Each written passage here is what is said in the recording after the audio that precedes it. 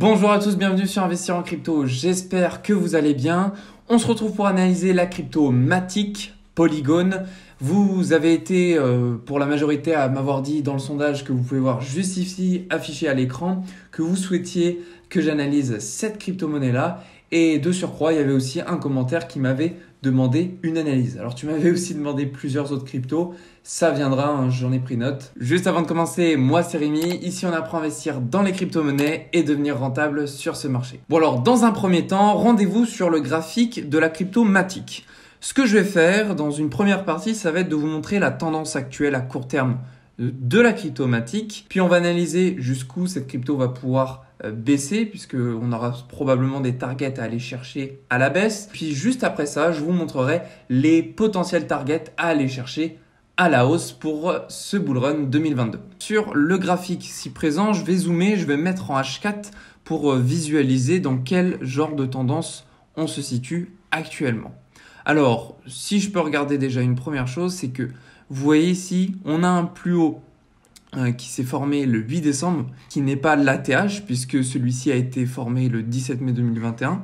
Mais on peut voir qu'à partir d'ici, on a eu une petite tendance baissière, et puis jusqu'à partir de la date du 13 décembre, on a réentamé une hausse pour la crypto Matic. Alors juste là, si on peut simplement définir une tendance, on pourrait prendre l'outil Trendline juste ici et puis tout simplement tracer un support de cette manière-là et puis pourquoi pas réaliser une résistance comme ceci. On voit que les deux Trendlines sont parallèles. On peut également voir qu'on a des points bas de plus en plus hauts et des points hauts de plus en plus hauts. Alors, ce n'est pas parfaitement dessiné, mais ça nous permet au moins de visualiser dans quelle tendance on est, une tendance haussière. Je vais supprimer simplement ces trendlines là et maintenant on va pouvoir, comme on a réalisé et on sait dans quelle tendance on se situe au court terme, savoir quels seront les targets à aller chercher si on doit partir à la baisse pour cette crypto. Alors d'un point de vue global, je vais me remettre en daily. On peut voir grâce à notre retracement de Fibonacci placé au plus bas juste ici à l'ATH qu'on avait pu voir ce 19 ou 17 mai 2021 qu'on est aujourd'hui au-dessus de cette zone des 50%. Donc ce qui signifie qu'on est quand même dans une zone assez bullish, ce qui fait que même si on pourrait l'avoir continué et pourquoi pas rejoindre son ancienne ATH dans les jours à venir, peut-être retomber et avoir une chute pour cette crypto-monnaie. Maintenant, le fait qu'on puisse repartir à la baisse, je vais vous le montrer, on a une figure très intéressante à analyser en mode logarithmique.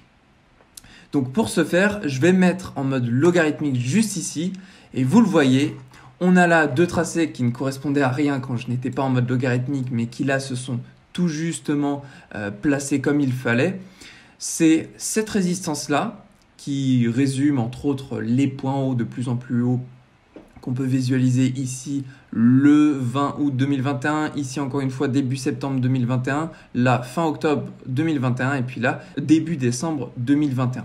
Donc ces points hauts de plus en plus hauts nous forment donc une très jolie résistance et puis on a aussi un support qu'on peut tout à fait remarquer grâce au point bas de plus en plus haut qui s'analyse ici du 20 juillet 2021 jusqu'à ici le 14 décembre 2021. Donc grâce à cette résistance qu'on a juste ici, je vais vous la mettre en plus gros comme ça, ça va être beaucoup plus visible. Pareil pour le support. On peut voir une figure chartiste qui en fait s'appelle tout simplement, en tout cas ça c'est ce que je vois, un biseau ascendant. Un biseau ascendant à tendance puisque là c'est parti du haut. Mais c'est une figure de retournement. Ce qui fait que en regardant cette figure-là, normalement, on aurait dû commencer par en dessous pour ensuite repartir vers le bas. Là, ce n'est pas notre cas. Donc, je vous montre quand même cette figure. Ça ne veut pas dire qu'à la fin de cette figure-là, on repartira vers le bas, puisqu'on n'est pas commencé par là. Mais je vous la montre quand même. Ça peut être un signe bearish. Maintenant, suite à cette figure, qu'elle soit présente ou pas, Admettons qu'on la casse et qu'effectivement, on devait atterrir sur des objectifs potentiels.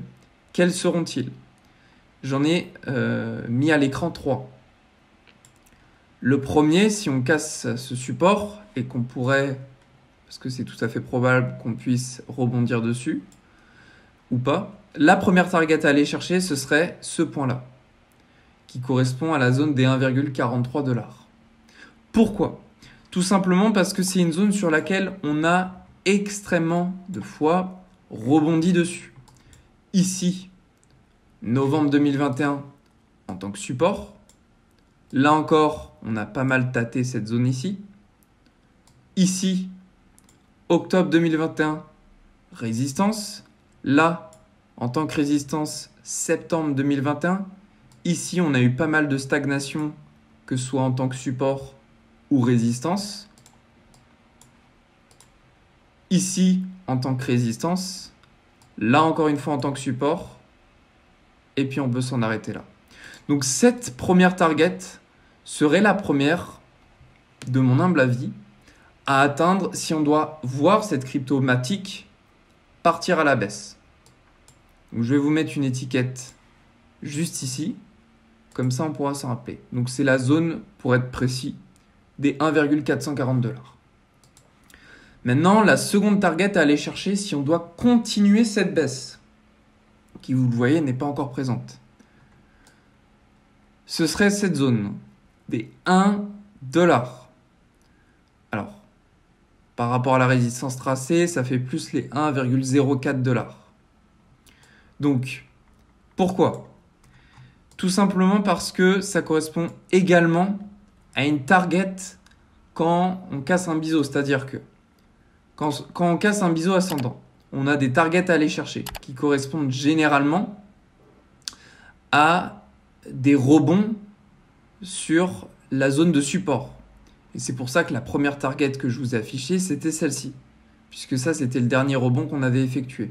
Je ne prends pas celui-ci en compte. Ensuite, il y a celui-ci et celui-là. Bref, en tout cas, je les ai dessinés comme ça pour ma part. En fonction de vos analyses, vous aurez peut-être des résultats qui diffèrent. Ce qui est intéressant, en tout cas, c'est de se référer s'il y a des plis psychologiques aussi derrière. Donc là, cette zone, pourquoi elle est intéressante? Puisque vous le voyez, on est rebondi dessus plusieurs fois en tant que support juste ici, septembre 2021. Là, on a eu beaucoup de stagnation. Ici, encore une fois, on a eu beaucoup de rebonds avec des mèches utilisant cette zone en tant que support. Là encore, même si ça s'est arrêté un tout petit peu avant. Là, on a eu cette zone utilisée en tant que résistance. Et puis là, petit pullback avant de repartir très rapidement à la hausse. Utilisation de cette zone des 1,044 $ en tant que support. Donc, on pourrait valider cette potentielle target à la baisse, qui est donc la zone des 0,40 $. Voilà ce qui est pour la deuxième target à la baisse. Et maintenant, la potentielle dernière target, qui serait celle où on devrait s'arrêter selon moi, ce serait celle des 0,617 $. Alors, je vous mets une étiquette juste ici. Pourquoi? Tout simplement parce qu'ici, vous voyez, on a eu un crash très conséquent. C'est un crash sur lequel, vous voyez, on a une mèche qui s'est arrêtée pile sur le prix des 0,0619 $. Et on n'est jamais revenu sur ce terrain-là. Jamais. Même là, en fait, ça correspond à rien. C'est une bougie ascendante, mais il n'y a eu aucune stagnation ici. De ce fait, je verrais bien si on doit descendre encore plus bas que la zone des 1 $, aller tâter cette zone des 0,619 $. Voire même, et ce ne serait pas impossible, qu'on aille aller chercher des points encore plus bas dans cette zone qui n'a pas été retestée. Donc voilà pour ce qui est des targets à la baisse. Maintenant, je souhaiterais vous montrer et vous partager, selon moi encore une fois, les targets qu'on pourrait aller chercher pour ce bull run 2022, année qu'on va bientôt entamer. Je vais supprimer tous les dessins que j'ai faits. La première target à aller chercher, c'est bien évidemment cette zone qui correspond à l'ancien ATH, juste ici, qui sera une zone extrêmement surveillée. Donc cette zone-là, c'est une zone sur laquelle on pourrait rebondir, peut-être dans les jours qui suivent, fin décembre, puis repartir en bas, aller chercher des zones comme celle qu'on avait ici, ici, ou encore ici, et puis repartir encore plus haut. Donc la zone des 2,893 $. Je suis sur le graphique de Binance, donc les mèches peuvent varier en fonction des exchanges. Maintenant, on va utiliser l'outil du retracement de Fibonacci pour aller encore plus loin. Et ce que j'aime faire, c'est avoir des corrélations, des zones de convergence. Donc pour ce faire, je vais en appliquer plusieurs. Donc là, en partant de ce point le plus haut au point le plus bas qu'on a pu enregistrer juste ici, on a déjà une zone, des zones intéressantes à analyser. Juste là, je peux en mettre encore un deuxième. Pourquoi je fais ça? Tout simplement parce que quand ce graphique-là n'était pas connu par potentiels traders et investisseurs, on utilisait le retracement de Fibonacci et les extensions notamment. On utilisait le point le plus haut ici et le point le plus bas là. Donc c'était des points sur lesquels on avait des attentes. Maintenant, on se recrée encore de nouvelles attentes grâce à ce point le plus haut et à ce point le plus bas. Et ce que j'aime bien faire justement, c'est d'avoir cette corrélation entre ce qu'on analyse aujourd'hui et ce que les gens analysaient dans le passé. Et ça nous permet d'avoir, comme ce qu'on peut voir juste ici, des zones de convergence.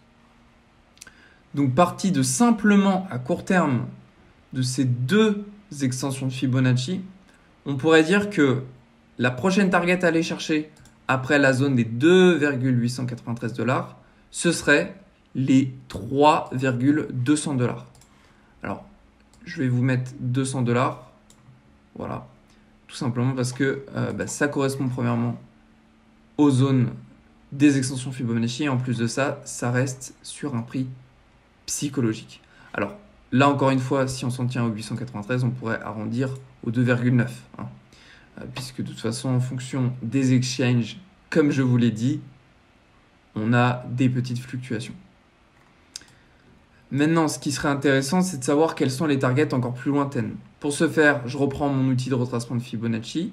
Je me place de l'ancienne ATH qu'on a pu voir ici jusqu'à la mèche la plus basse qu'on a pu enregistrer juste après à 0,620 $.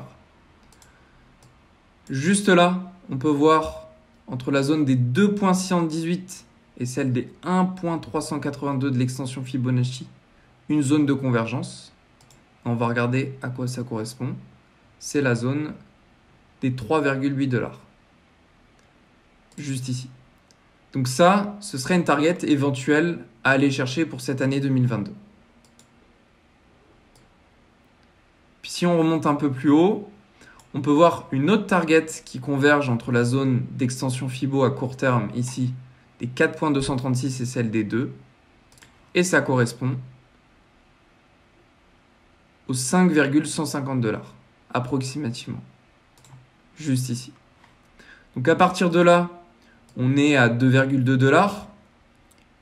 Si on estime que la crypto Matic a ce potentiel d'aller chercher les 5,150 $, ça nous ferait un plus 133%. Ce qui est tout à fait faisable. Et si on part de ce principe qu'effectivement, on pourrait aller rechercher des points beaucoup plus bas qu'on n'a pas encore été chercher, ça voudrait dire que, admettons qu'on atteigne cette mèche-ci, au 0,620 $, et que vous investissez au bon moment, peut-être pas ici, mais peut-être un peu plus haut, donc on va prendre peut-être les 0,7 $. Je dis pas que ça retombera là, mais c'est possible que ça le fasse. Et que je remonte jusqu'aux 5,150 $, ça fait un 622%. Donc voilà ce à quoi on pourrait s'attendre pour les targets de la crypto Matic. Bien évidemment, la cryptomatique, comme tous les autres altcoins, on suit la courbe du BTC. Même si là, on a été à contre-tendance, la crypto BTC a continué à la baisse, là, on est plutôt reparti à la hausse. Ça ne veut pas dire que si le Bitcoin chute demain à 20 000, que là, on va continuer. Si le Bitcoin chute à 20 000 $, il y a de fortes chances que la cryptomatique chute elle aussi, car ce serait une énorme correction. Et puis, juste avant de terminer, je souhaiterais vous montrer une dernière target qui ne verra peut-être pas le jour pour cette année 2022, mais je vais quand même vous la montrer. C'est la target des 10 $, juste ici. Elle correspond en fait à l'extension Fibo 4.236. C'est en plus de ça une zone psychologique, donc c'est nécessairement une zone qu'on attendra un de ces quatre. Mais je dis bien un de ces quatre. C'est pas sûr qu'on l'atteigne tout de suite. Surtout si on envisage une potentielle baisse. Donc voilà, moi ça m'a fait plaisir de vous partager ces informations. N'hésitez pas également à me partager votre point de vue en commentaire. Ça me fera plaisir de vous lire. Je vous souhaite à tous une très belle journée. Prenez soin de vous et on se retrouve dans une prochaine vidéo.